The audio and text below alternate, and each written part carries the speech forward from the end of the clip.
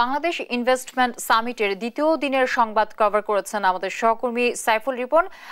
এ নিয়ে আরো বিস্তারিত আলাপ করব। আমার সাথে স্টুডিওতে এই মুহূর্তে যুক্ত আছেন আমাদের সহকর্মী সাইফুল রিপন। আমি সরাসরি যুক্ত হচ্ছি তার সাথে। সাইফুল, কেমন আছেন? ভালো।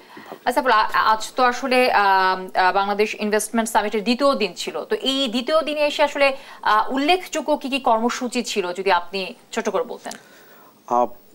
মূলত যে এই সম্মেলনটি হচ্ছে, এই সামিটটির মূল উদ্দেশ্য হচ্ছে বাংলাদেশের যেই বিনিয়োগ বান্ধব পরিবেশটি রয়েছে সেই বিষয়টি বিনিয়োগকারীদের নিশ্চিত করা।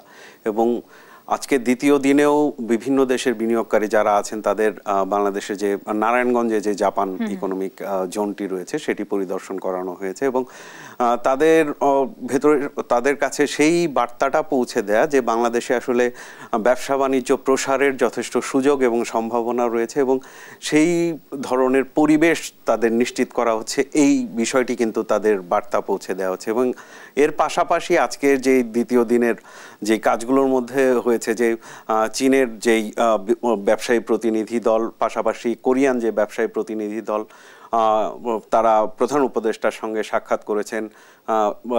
ন্যাশনাল ডেভেলপমেন্ট ব্যাংক থেকে প্রতিনিধি দল প্রধান উপদেষ্টার সাথে সাক্ষাৎ করেছেন। এছাড়াও সবচেয়ে বড় যেই বিষয়টি হচ্ছে যে বাংলাদেশ এই প্রথম আর কি মহাকাশ গবেষণার জন্য নাসার সাথে চুক্তিতে সমঝোতা চুক্তি দুইটি ইভেন্টের মধ্যে এটি উল্লেখযোগ্য যে আজকে নাসার সাথে একটি প্রতিরক্ষা মন্ত্রণালয় একটি চুক্তি হয়েছে আর কি। তো চুক্তিতে আসলে কি কি সুবিধা পেতে পারে এই চুক্তি যে হলো, এই বিষয়টি যদি বলতেন। এই সমঝোতা চুক্তির ফলে যে একেবারে আজ চুক্তি করে আগামীকালই কোনো ফল পাবে এমন কোনো বিষয় না। এবং আজকে বিডার চেয়ারম্যানও যেটি বলেছেন যে ভবিষ্যৎ প্রজন্মের জন্য, তরুণ প্রজন্ম যারা আসবে 15 থেকে 20 বছর পর মহাকাশ গবেষণার ক্ষেত্রে নতুন একটি দ্বার উন্মোচিত হয়েছে। এবং আজকের যেই চুক্তিটি হয়েছে সেটি মূলত প্রতিরক্ষা মন্ত্রণালয়ের সাথে হলেও এটি মূলত নন মিলিটারি স্পেস এক্সপ্লোরেশন চুক্তি, আসলে সমঝোতা চুক্তি। এবং 1980 সালে বাংলাদেশে যে স্পার্সো প্রতিষ্ঠিত হয়েছিল মহাকাশ গবেষণা এবং পর্যবেক্ষণ কেন্দ্র, সেটি কিন্তু প্রতিরক্ষা মন্ত্রণালয়ের আন্ডারে।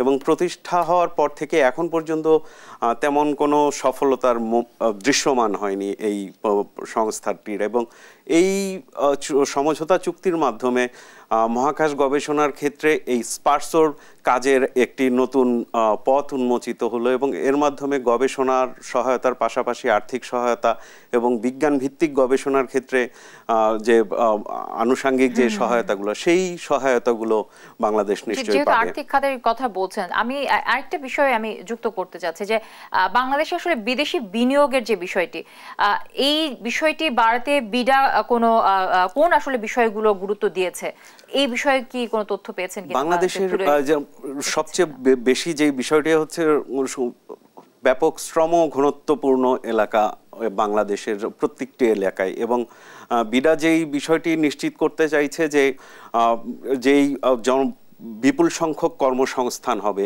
এমন ধরনের যেই ব্যবসা প্রতিষ্ঠানগুলো, সেগুলো যেন বাংলাদেশে তারা তাদের বিনিয়োগ করে এবং তাদের বিনিয়োগে সেই পরিবেশটা নিশ্চিত করার জন্য এতদিন যে মন্ত্রণালয়গুলোর মধ্যে বিভিন্ন সমন্বয়হীনতা ছিল কিংবা অর্থনৈতিক জোনগুলো তৈরি করার ক্ষেত্রে সেই বিষয়ে সিদ্ধান্ত নেয়ার ক্ষেত্রে যেই ধরনের স্বেচ্ছাচারিতা ছিল, সেই বিষয়টি থেকে সেই বিষয়টি এখন কাটিয়ে উঠে একেবারে নতুনভাবে একটা ব্যবসা বান্ধব পরিবেশ তৈরি করে এবং বিদেশি বিনিয়োগকারীদের আকৃষ্ট করার জন্য যেই ধরনের পরিবেশ, একটা ইকোসিস্টেম দাঁড় করানো দরকার, সেই ইকোসিস্টেমটা তৈরি করতে আছে। এই প্রত্যাশাই আসলে আমাদের থাকবে সর্বোপরি।